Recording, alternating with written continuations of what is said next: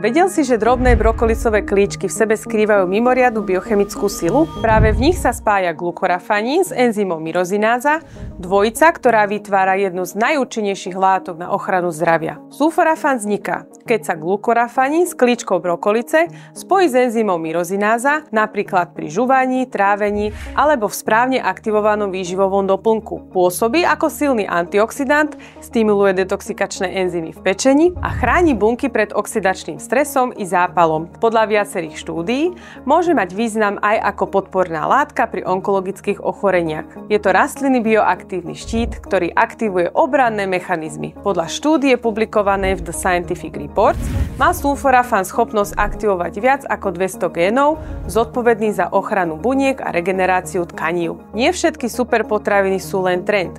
Niektoré sú skutočne overené vedou. Tak čo, vedel si o tom, že sila brokolicových klíčkov závisí práve od enzymu myrozinázy? Napíš mi do komentáru.